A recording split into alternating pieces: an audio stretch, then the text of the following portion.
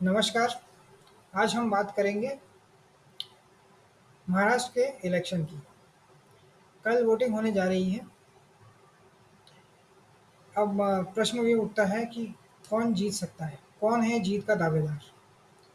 तो बेसिकली 4 मुख्यमंत्री लगते हैं।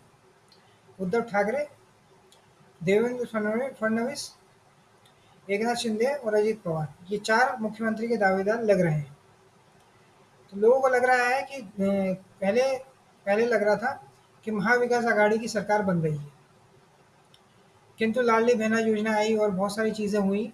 उसके बाद लगने लग गया है कि बीजेपी हाईएस्ट सबसे ज़्यादा सीटें जीतने वाली पार्टी बन जाएगी।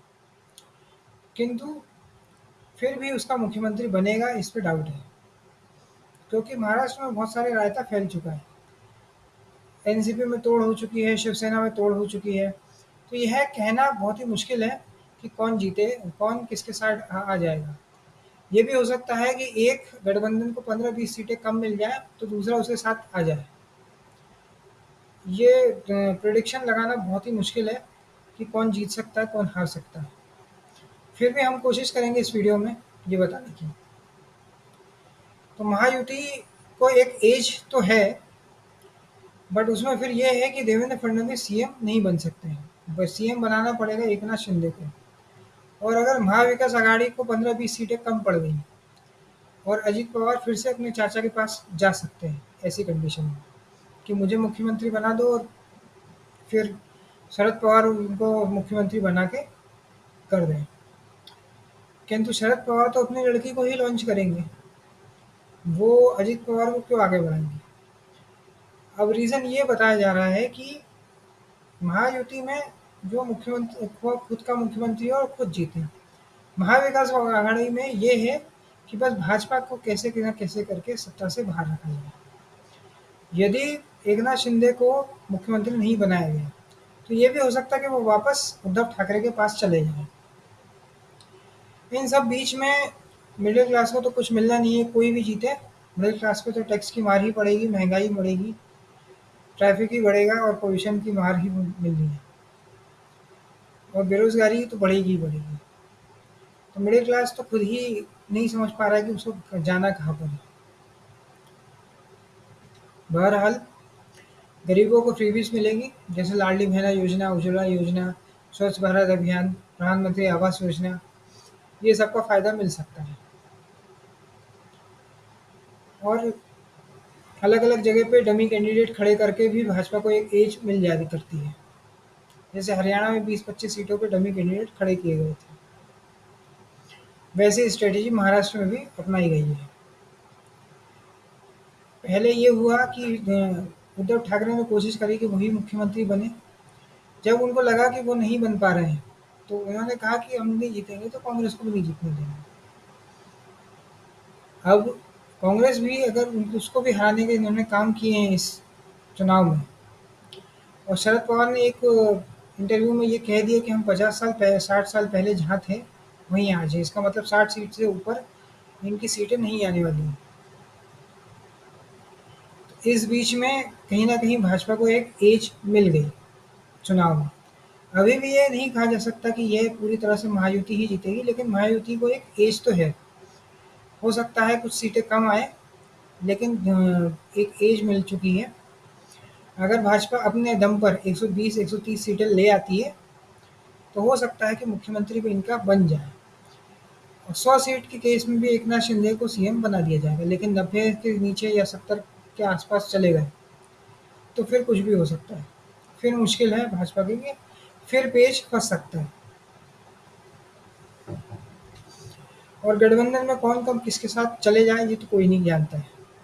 हालाँकि भाजपा ने चुनाव बहुत ही निकटतम तरीके से लड़ा है, और कांग्रेस का ऐसा लगा है कि बिल्कुल इन्होंने हथियार डाल दिए। जैसे कि हरियाणा में हथियार डाल दिए थे, वैसे ही लगा है कि इन्होंने हथियार डाल दिए थे। सिर्फ उद्धव ठाकरे और शरद पवार ने ही मन से इसको लड़ाया है। अब मुंबई, पुणे और नासिक में, जैसे कि हमने पिछले वाले वीडियोज़ में बताया है, कि मनसे का भी 15,000 से 32,000 वोटर है कुछ-कुछ सीट्स में। तो हो सकता है वो भी महाविकास आघाड़ी के वोट काट रहे हों और भाजपा के ही साथ हों। होने में तो बहुत ये भी हो सकता है कि दोनों गठबंधन एक दूसरे के साथ ही खेल रहे हों, क्योंकि ये बहुत ही कन्फ्यूजिंग बना दिया गया है महाराष्ट्र की राजनीति। इसलिए समझना मुश्किल है कि कौन किसके साथ आ सकता है।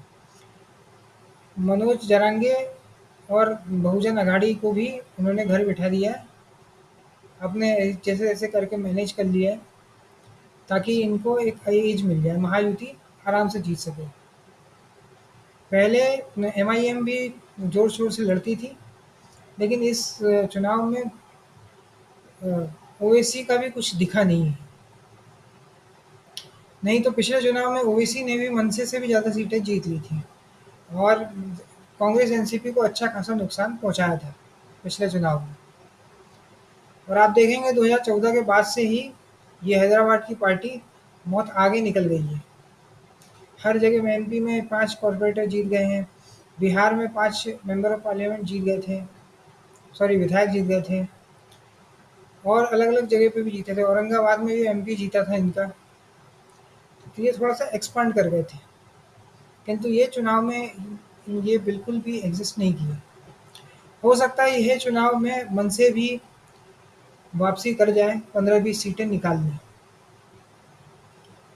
तो महाविकास आघाड़ी तो इसी स्ट्रैटेजी के साथ है कि कैसे न कैसे करके बस भाजपा को सत्ता से बाहर करना है। और हो सकता है कि भाजपा का ये जो नारा है, चुनावी नारा, बटेंगे तो कटेंगे, वो कहीं न कहीं बैकफ़ायर कर जाए। ओवर पोलराइज़ेशन जो है, कर्नाटक में भी बैकफ़ायर किया था, हिमाचल में भी किया था, हरियाणा में नहीं किया, वो सही लग गया तीर निशाने पे। दिल्ली में बैकफ़ायर किया है, तो इसी प्रकार हो सकता है कि भाजपा का ये नारा बैकफ़ायर कर जाए और कांग्रेस एनसीपी जीत जाए, जीत की ओर चले जाए। और ये रिज़ल्ट के बाद ही कहा जा सकता है। जैसे भाजपा ने एनसीपी को तोड़ा है, शिवसेना को तोड़ा है, अब वो लोगों में सिंपैथी है या नहीं है, वो वक्त ही बताएगा। अभी तो कुछ कहा नहीं जा सकता है। हालांकि कुछ सीटों पे आधा आधे से ज़्यादा जो वोटर है बेस है, एक नाथ शिंदे लेके गए हैं उबाटा शिवसेना का, और बाकी बचा कुचा मन से लेकर जाएंगे। अब कांग्रेस एनसीपी का ही जो वोट है वो उबाटा को शिफ्ट होगा। अब वो उससे कुछ सीटें जीत सकते हैं या नहीं जीत सकते हैं, ये समय ही बता सकता है। हालांकि इन्होंने कोशिश बहुत करी है। इसी प्रकार मनसे वालों ने भी बहुत कोशिश करी है। इस बार पहली बार दो ठाकरे चुनावी मैदान में हैं। उद्धव ठाकरे के लड़के वर्ली से आदित्य ठाकरे, और अमित ठाकरे राज ठाकरे के लड़के। और उद्धव ठाकरे भले ही खुद को मुख्यमंत्री पद का दावेदार बता रहे हैं, लेकिन वो फिर भी चुनाव नहीं लड़े हैं। पिछली बार चुनाव में स्थिति ऐसी थी जिसके कारण ये चुनाव में लड़ नहीं पाए, क्योंकि कोरोना काल आ गया था उसके तुरंत बाद। किंतु ये चुनाव में तो लड़ सकते थे। ऐसे कई लोग हैं जो अपने पार्टी के कार्यकर्ताओं को आगे ले जाने के लिए चुनावी राजनीति को ज़रूर कूदते हैं, किंतु यहाँ ऐसा नहीं हुआ। अब ये कार्यकर्ताओं में कितना उत्साह रहा, ये यहाँ रहा, क्योंकि भाजपा जो है अंत तक, जब जिस दिन चुनाव होते हैं उस दिन भी लोगों को पोलिंग बूथ तक लेके जाती है। यही कांग्रेस एनसीपी को भी करना होगा कल, अन्यथा ये लड़ाई हार जाएंगे। लड़ाई जीतना ज़रूरी है, क्योंकि कांग्रेस का पॉलिटिकल सर्वाइवल इसी पे डिपेंड करता है। अन्यथा जो लोकसभा में एक एज मिली थी, उसे लोग तुक्का बता देंगे। और कांग्रेस जो अदानी वाला नैरेटिव चलाया है धारावी के ऊपर, उसे भी ये लोग हंसी में उड़ाएंगे, और भाजपा जीत जाएगी और कांग्रेस का आनंद हो जाएगा। हालांकि कांग्रेस ने हथियार डाल दिए हैं, ये चुनाव को देखकर ही लगता है। जिस प्रकार से हर चुनाव में एक अदानी अदानी ही होता है, इस बार भी इन्होंने धारावी के जो रीडेवलपमेंट प्लान है उसमें भी यही किया है। और उद्धव ठाकरे ये भी बोल चुके हैं कि अगर हमारी सरकार आई तो ये धारावी का रीडेवलपमेंट प्लान को हम बंद कर देंगे, और हमारी सरकार आई तो हम बाकी जो चीज़ें हैं, प्रोजेक्ट हैं, वो उसको भी वापस कर देंगे, उसको भी रोल बैक कर देंगे। इसलिए मतदाता को भी डर है, कहीं लाडली बहना योजना को भी ना बंद कर दें। और रोज़गार बेरोज़गारी भी एक समस्या है, लेकिन जनता इस पे वोट डालती है या नहीं डालती, ये भी एक मुद्दा है, ये भी देखना होगा। आज के इस वीडियो में इतना ही। ये अगर यदि ये वीडियो आपको पसंद आया तो वीडियो को लाइक करें, शेयर करें और चैनल को सब्सक्राइब करें। धन्यवाद।